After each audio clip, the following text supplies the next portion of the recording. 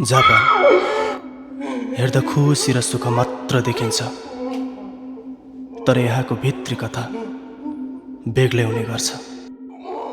भन्ने बित्तिकै काम पाउँछ भाइ, ल्याङ नगर न तेर।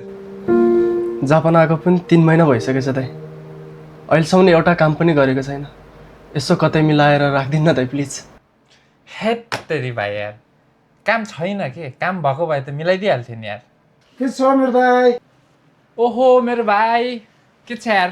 चुचो लिएर आयो आज? छैन नि दाइ, अब 1-2 दिनमा बन्छ अरे। लौ आएको 1 हप्ता भइसक्यो, अझै ब्याङ्क कार्ड बन्ने होइन? सेन्सिङ नाम के फोन गरेर भनिदिन्छु म। ल केही छैन भाइ, अब भोलिदेखि काम जोइन गर्दै गर्नु। चुचो आइसकेपछि बुझाउन आउनु है त। हामी पनि सक्षम छौँ, मेहनत गर्न सक्छौँ, तर यहाँ मेहनतभन्दा पहिले हाम्रो मेहनतको साक्षी बनिदिने मान्छे चाहिन्छ।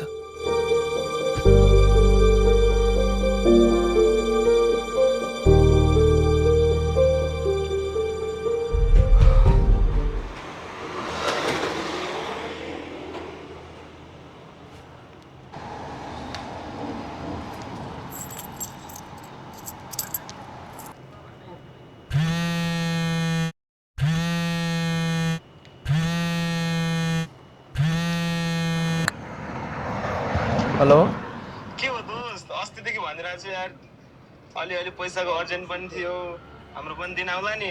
के हो विदेश गयो भन्दामा ठुलो भनिदिने? ठिक छ, हाम्रो नि पाला हुन्छ। अहिले छैन यार, म तँलाई अर्को महिनातिर पठाइदिन्छु नि है।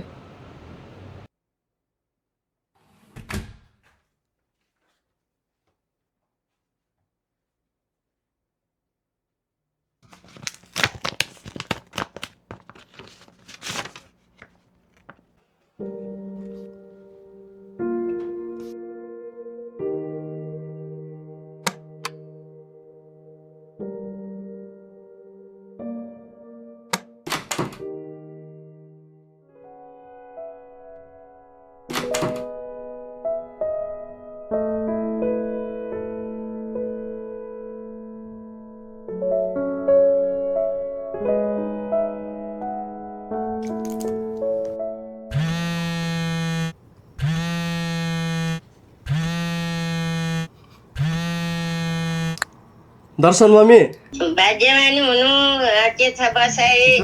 अलि सानो स्वरले बोल्न यार, सुतिरहेको देख्दैनस्?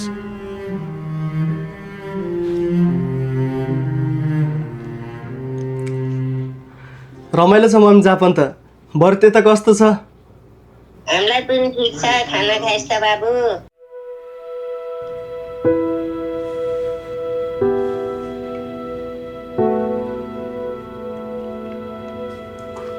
ए मैले त अघि नै खाना खाइसकेको मम्मी।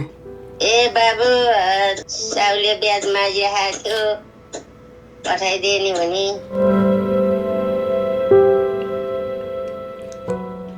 अहिले त छैन मम्मी, अर्को महिनातिर पठाइदिन्छ अरे भन्नु न ल। ल बाबु, हुन्छ बाबु, तिमी अब म भन्छु, तिमी आफ्नो ख्याल गरिस्। मेरो पैसा दिने चाहिँ कुरा गर्दिनस् कि क्या?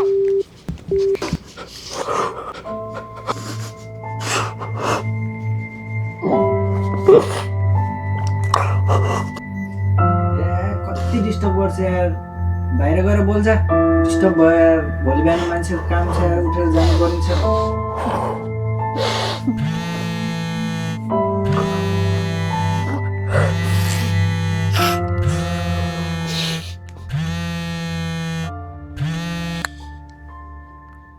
मम्मी कल किन काट्नु भएको? केही होइन बाबु, नेट नचलेर होला। भोको पेट, खाली खल्ती, यही नै रहेछ सङ्घर्ष, यही नै रहेछ जापान। आमालाई खुसी दिन्छु भनी परदेशिएको छोरो, आज त्यही आमाले साहुको गाली सुन्दा पनि गुम्सिएर निशब्द बनेको छु। थाहा छैन यो मेरो लाचारी हो कि बेवस्था, तर जे छ जस्तो छ यही नै हो यथार्थ।